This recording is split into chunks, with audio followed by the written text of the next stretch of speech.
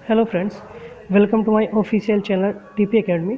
तो चलिए आज हम स्टार्ट करते हैं अपनी पहली न्यूज़ को।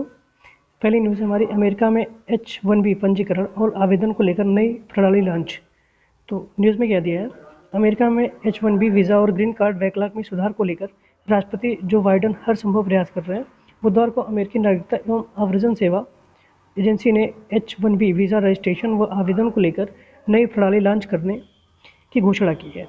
इससे एक संगठन के भीतर कई लोगों के साथ साथ उनके कानूनी प्रतिनिधियों को H1B पंजीकरण और H1B आवेदन पर सहयोग करने और तैयार करने की अनुमति मिलेगी। व्हाइट हाउस ने कहा कि हाल में ही आव्रजन प्रणाली में धोखाधड़ी की संभावना को कम करने के लिए होमलैंड सिक्योरिटी विभाग ने कदम उठाए हैं। तो मेन प्रॉब्लम ये है कि वहाँ धोखाधड़ी हो रही थी, इसलिए जो है इसको नए तरीके से लॉन्च किया जाएगा। तो वीज़ा H1B वीज़ा अमेरिका में अक्सर कई वीज़े हैं। H1B है, H4 वीज़ा है, H2B वीज़ा है, L1 वीज़ा है, H3 वीज़ा है, कई वीज़ा है। तो इसको हम बारी बारी से डिस्कस कर रहे हैं। जो H1B वीज़ा है, इस वीज़ा में क्या होता है कि जो इमिग्रेशन नेशनलिटी एक्ट होता है, इसके थ्रू क्या होता है कि जो गैर प्रवासी लोग होते हैं, इसमें अमेरिका में जो रोज़गार के लिए इच्छुक होते हैं वो जाते हैं, उनको दिया जाता है वीज़ा। और फिर जो H4 वीज़ा होता है, इसमें उनके साथ के जो आदमी होते हैं, मतलब जो उनके फैमिली मेम्बर हो गए, पति पत्नी हो गए, उनको ये वीज़ा अलाउ किया जाता है। और ये वीज़ा तब अलाउ किया जाएगा जब उनकी एज 21 वर्ष से ऊपर हो जाएगी, तब वो भी जो अमेरिकी वाणिज्य दूतावास है वहाँ पे आवेदन करने के बाद मिलता है। फिर आता है H2 वीज़ा, H2B वीज़ा। ये जो श्रम विभाग के लोग होते हैं उनको वहाँ पे वीज़ा दिया जाता है। और H3 वीज़ा, जैसे जो लोग पढ़ने जाते हैं अमेरिका में कोई पढ़ने जा रहा है तो उनके लिए वीज़ा आवेदन करने के बाद वहाँ जाते हैं। तो भी एक होता है AL1 वीज़ा, जो गैर प्रवासी लोग होते हैं, जैसे वहाँ के कोई कंपनी में काम करना है, जो वहाँ की मूल कंपनी है, तो उनके लिए वीज़ा दिया जाता है। बस यही था इस न्यूज़ में। आगे देखते हैं।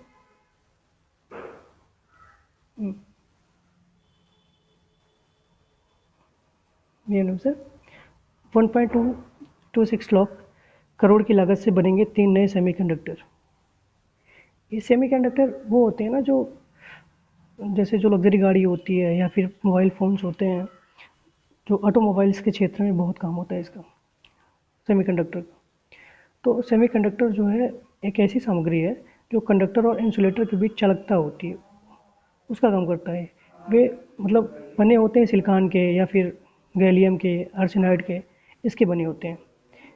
अगर देखा जाए तो ये इलेक्ट्रॉनिक और सूचना संचार जो प्रौद्योगिकी है, उत्पादन, ये उसमें मस्तिष्क और दिल के रूप में काम करते हैं। अब तो खैर ऑटोमोबाइल्स, घरेलू गैजेट्स, जो ईसीजी मशीन वगैरह है, इसमें अधिकतर काम आते हैं। ठीक है, तो इसके लिए क्या है, गवर्नमेंट ने क्या किया है कि गवर्नमेंट ने गुजरात में 2 और असम में 1 संयंत्र लगाने की मंजूरी दी है।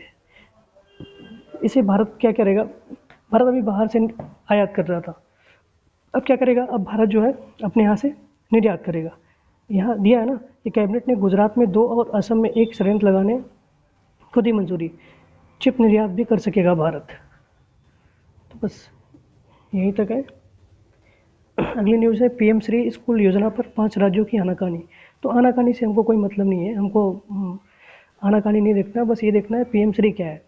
तो पीएम श्री योजना जो है शिक्षक दिवस 2022 के अवसर पर लाई गई थी। प्रधानमंत्री ने जो है पीएम श्री योजना लेके आई थी। तो इसका पूरा नाम जो है प्रधानमंत्री स्कूल फॉर राइजिंग इंडिया, इसको बोला जाता है। इसे क्या है कि यह देश भर में जो 14,500 से अधिक स्कूलों का विकास हो, इसके लिए लेके आ गया था। जो केंद्र सरकार, राज्य सरकार और केंद्र शासित प्रदेश में जितने भी स्कूल इसको चयनित किए गए थे कि वहाँ कौशल विकास की शिक्षा दी जाए। जो 21वीं सदी में जो व्यक्ति, जैसे क्या होता था कि पहले हम लोग बीए कर लिए, एमए कर लिए, बीएससी कर लिए, एमएससी कर लिए, करने के बाद हम लोग को शिक्षा नहीं मिलती थी, मतलब नौकरी नहीं मिलती थी। जब नौकरी नहीं मिलती थी तो कहीं घर के ताने, कहीं सोसाइटी के ताने, कि पढ़ लिया, जॉब नहीं लग रही। तो गवर्नमेंट ने क्या किया कि अब बच्चे मार्कशीट लेके घूमेंगे नहीं, आप पढ़िए, पढ़ने के साथ साथ आपको कौशल विकास दिया जाएगा। कौशल विकास हो जाएगा तो आप कहीं भी, आप पढ़ाई पूरी करने के बाद कहीं जाके अपनी जॉब कर सकते हैं। ठीक है, ओके। अब अगली न्यूज़ है,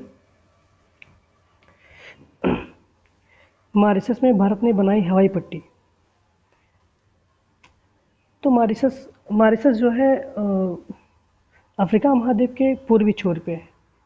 इससे जो सटा है मेडागास्कर, ये हिंद महासागर में मॉरिशस। तो भारत ने वहाँ पे पट्टी बनाई, तो उसी के लिए मोदी जी वहाँ गए हुए थे। तो मॉरिशस से हमारा रिश्ता बहुत बढ़िया रहा है, क्योंकि जब यूरोपीय कंपनियाँ जब आई तो केप टाउन गुड होप होते हुए आती थी, मॉरिशस होते हुए। तो जो हालांकि जो वहाँ पुर्तगाली ओडस थे वो सबसे पहले पहुँच गए थे। 18वीं शताब्दी में ही फ्रांसीसी ने इस पर नियंत्रण कर लिया था, और वहाँ पे फ्रांसीसियों ने यहाँ गन्ने के बागान विकसित किए, जहाज़ों का निर्माण प्रारंभ किया, नौसैनिक अड्डा बनाया। जो तत्कालिक फ्रांसीसी ने मॉरिशस थे, उसने क्या किया, विश्व के प्रत्येक स्थान को जोड़ने वाली जो भौगोलिक केंद्र है उसको बनाया। उसको बताया कि ये बहुत ही भौगोलिक केंद्र है, जो यहाँ पे सभी लोग आके रह सकते हैं, यहाँ से चारों दिशाओं में जा सकते हैं। ठीक है, और अब देखिए क्या है, यहाँ पे हवाई पट्टी बन जाने से क्या बेनिफिट होगा भारत में।